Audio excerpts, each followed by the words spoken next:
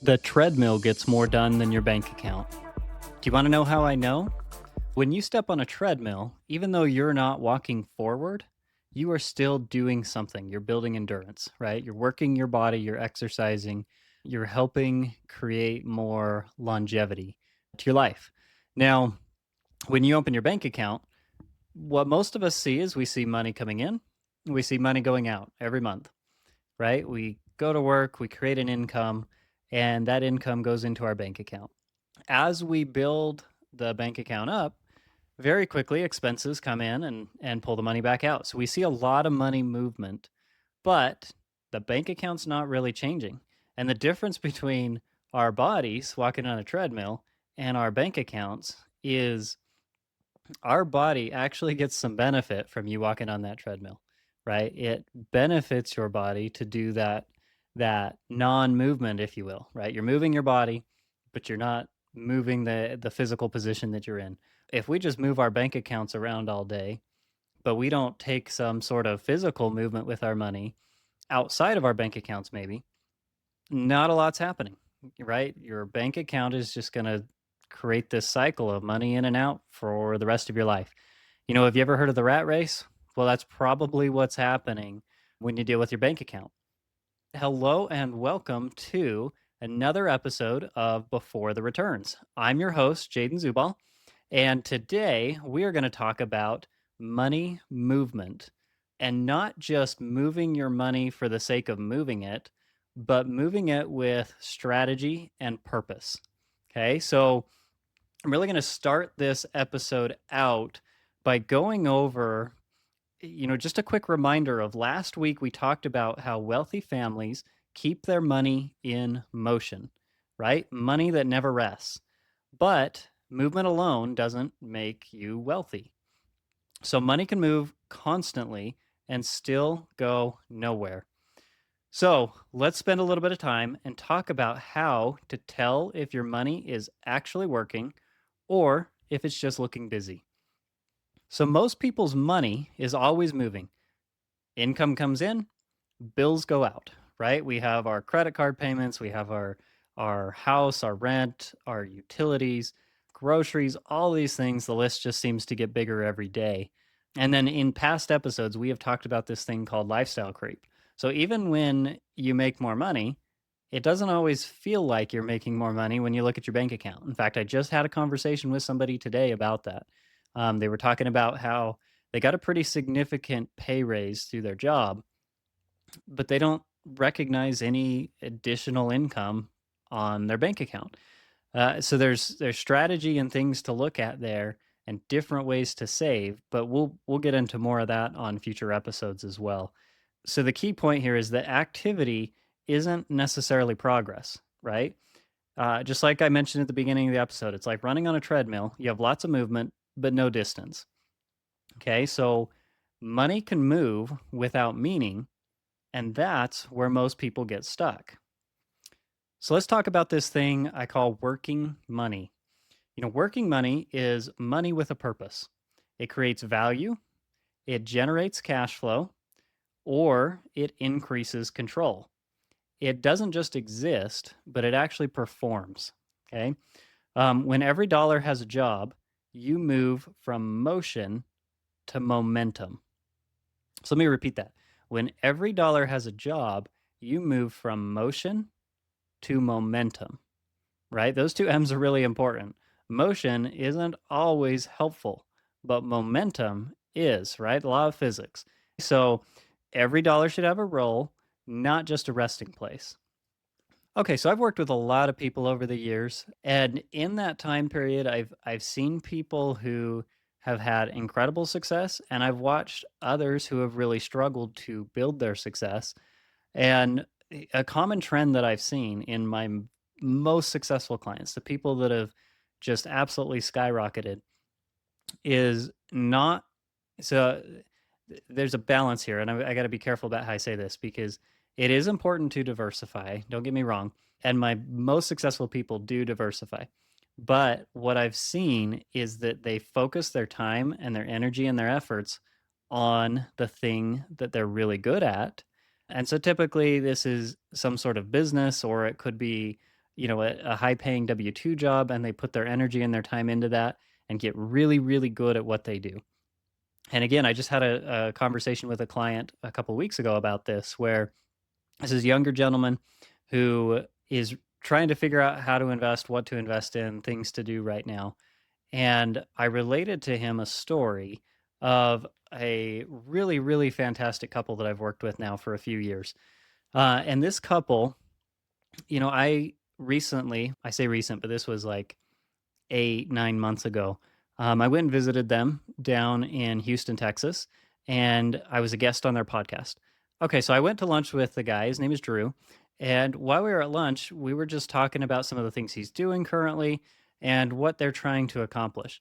They have a very successful business. They've done very well with it. Um, and while we were talking about all of that, he asked about some of the real estate that I do.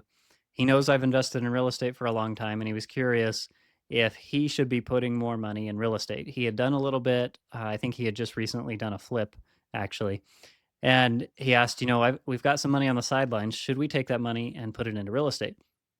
And my response was, in their situation, I personally think a better fit actually is to take that same amount of money and put it back into their business. The reason I told him that is because across the board, everybody that I've ever worked with, if you take, let's just say, use $10,000 as an example here. If you take $10,000 and you put it into some sort of outside investment. So when I say outside investment, I mean something outside of yourself. So this could be the stock market, it could be crypto, it could be real estate, it could be any of that stuff. If you take that money and you put it into those things versus taking that same amount of money and putting it into your business and yourself, 9 times out of 10, you're going to get a far better return on putting that money into yourself. Okay. Usually the return is so significant, it becomes incalculable because it just becomes this indefinite thing, right? It keeps going. And so, since that point, they have continued to expand their business. They've done quite a bit actually, and their business every single year gets bigger and bigger. And I see that often with business owners. I work with another gentleman who has been doing assisted living facilities, and I've watched his business go from probably a few $1,000,000 in, let's see, this would have been maybe 2021 to today, just a few years later, and they're pushing $30 million on that business, right? And it's because they chose to invest in the right things. They invested in the things that they understand, they invested in the things that they're good at. But then this ties back into that money movement, right? Moving money for the sake of moving money is not the right answer. Moving money for the sake of putting it in the right places and doing the right things with it is really what matters here. Okay, so you've heard me talk about on a couple of previous episodes now these four different pillars of wealth, right? So we have structure, control, cash flow, and movement. Okay, I'm going to revisit these just for a minute because if you really want to know whether your money's really working, just ask yourself these four questions. And they all tie back to these four pillars. Okay, so on structure, do I know where my money is and how it moves? Okay, you've got to have structure behind how you're moving your money. You don't want to just be throwing it around and guessing on your investments and guessing on where you should put your money that month. Control. Can I access it when I need to without permission or penalty? Do you have the ability to access your money to solve problems? I recently recorded a bonus episode of this podcast, a very short episode. I think we'll have that released here pretty quick. But if you want to understand control better, go back and listen to that episode. It will help give a clear understanding of why you need control. Because in that, I talk about a mistake that I caused that caused me to have to fork up some money. But if I don't have control, I'm not going to have the ability to solve those kind of problems. Okay, so next is cash flow. So is it producing consistent income or value right now, or at a minimum when I actually need it? So that kind of ties back into the control thing. It's not that we have to have the cash flow immediately, but we've got to have the ability to either access the money or turn it into cash flow at a time when we need it. And then movement. Does it get reused or does it leave and never return? Right? So in a previous episode we talked about this a little bit as well. It's that idea of climbing the staircase and then we get to the top, which is we saved up $50,000 or whatever it is we need for our next big investment or the next thing that we're doing. And if we just spend that money, we're basically just jumping off the staircase and we've got to start over, right? We got to climb back up. It's like using a stair stepper at the gym. You can keep walking, you can walk as long as you want, and you're not going to actually go anywhere, right? So are we doing that?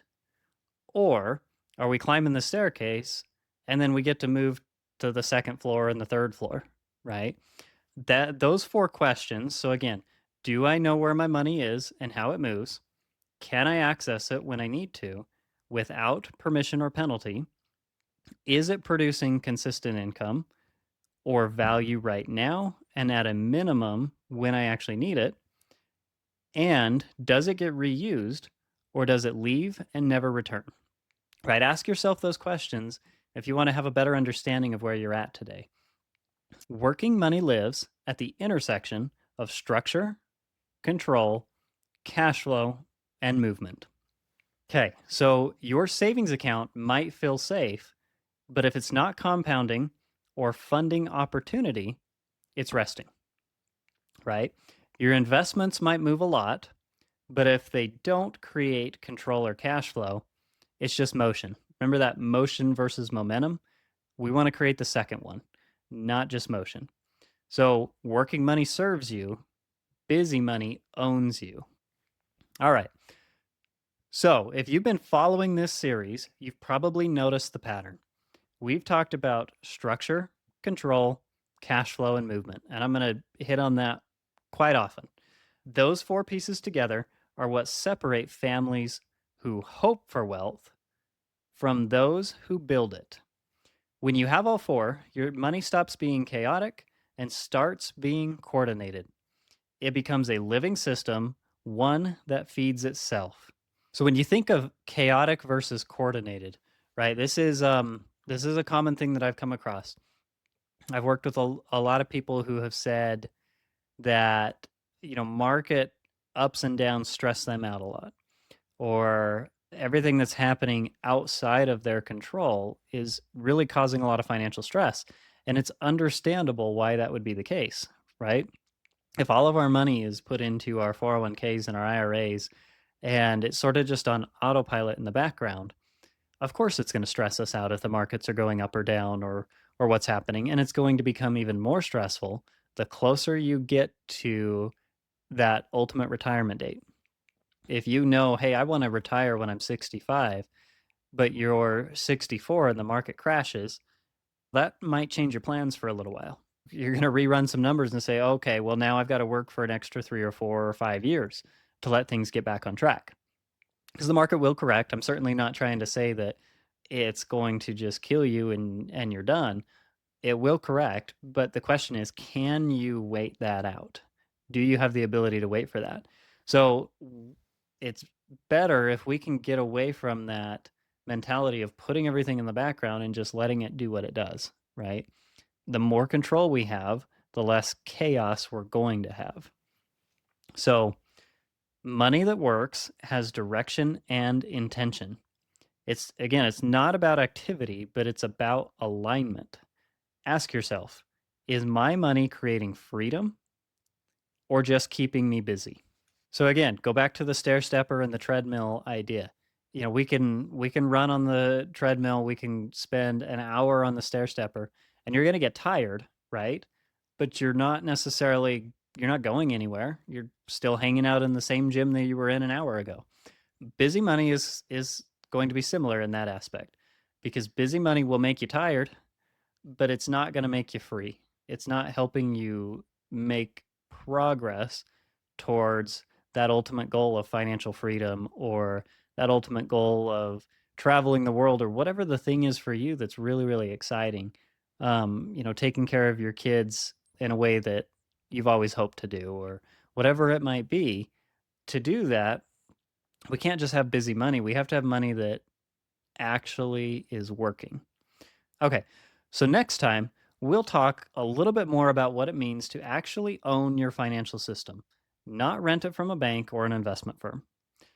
Money is a tool, and purpose is the goal. If this helped you see your money differently, please share it with someone who's always moving but never feels ahead. Thanks for joining, and we'll see you next time on Before the Returns.